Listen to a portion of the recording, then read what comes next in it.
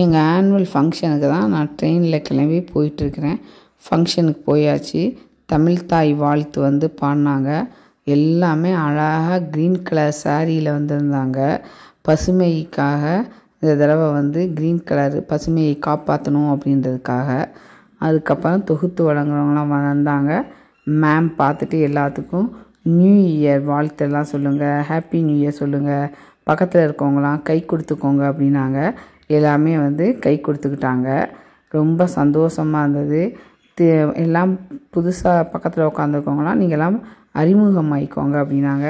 அதே மாதிரி அறிமுகமாகியாச்சு.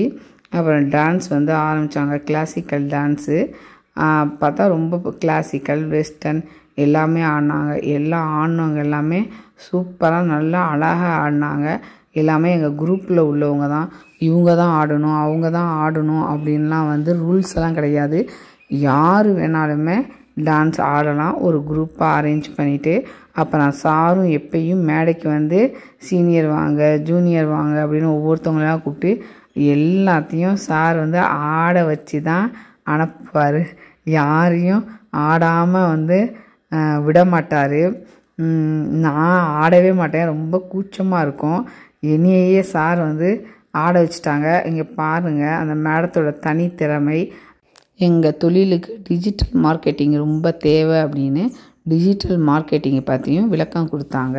பிரபாரதி மேடம் வந்திருந்தாங்க.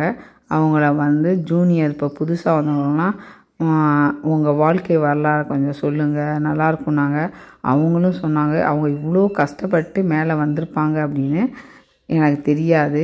இங்கே வந்தப்போ தான் எனக்கு வந்து தெரியும். அதே மாதிரி தான் வந்து ஒவ்வொருத்தவங்களும் வந்து முன்னேறணும், கடின உழைப்பு வேலையில் ஹார்ட் ஒர்க் போட்டிங்க அப்படின்னா வெற்றி நிச்சயம் அப்படின்னு சொன்னாங்க.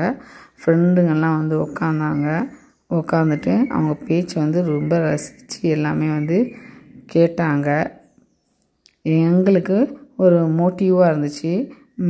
மேடத்தோட ஸ்பீச் கேட்டோன்னே அங்கே ஒரு குழந்தைக்கு பேர் வச்சாங்க. அவங்க லவ் மேரேஜ் பண்ணிட்டு வந்தவங்களாம். அவங்க அடுத்தது வந்தாச்சு எங்கள் சண்முகம் சார். இவர் தான் இந்த கிளப்பை வந்து அமைச்சதே வந்து இவர் தான். இவர்னால தான் வந்து பார்த்திங்கன்னா ஒவ்வொரு வருஷமும் இந்த நாள் வந்து நாங்கள் எல்லாமே மீட் பண்ண வந்து ஹார்ட் ஒர்க் பண்ணுறவரே இவர் தான்.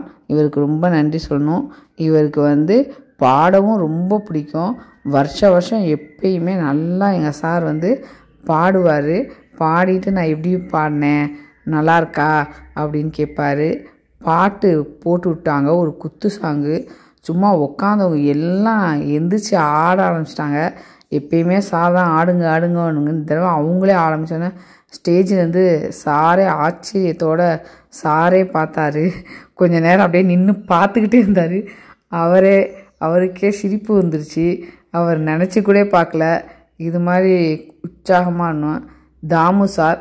தாமு சாரை வந்து நான் ஒரு காமெடியானாக தான் பார்த்துருக்கேன். தாமு சாருக்குள்ளே இவ்வளோ அறிவும் ஞானமும் இருக்குன்னு எனக்கு தெரியாது. இந்த ஃபங்க்ஷனுக்கு வந்தப்போ தான் எனக்கு தெரியும். கண்ணன் சாரும் வந்திருந்தார். இவர் மலேசியாவிலேருந்து வந்திருந்தார் எங்கள் ஃபங்க்ஷனுக்கு. மேடம் எவ்வளோ சந்தோஷமாக வராங்க பாருங்க. இதை பார்த்தோன்னே ரொம்ப சந்தோஷமாக இருந்துச்சு. எங்கள் சார் எல்லாத்துக்கும் ஒரு ஸ்பீச் கொடுத்துருந்தாரு. அதுக்கப்புறம் அவார்டு வாங்கிட்டு நான் திருச்சி கிளம்பி நான் வந்துட்டேன். நன்றி, வணக்கம்.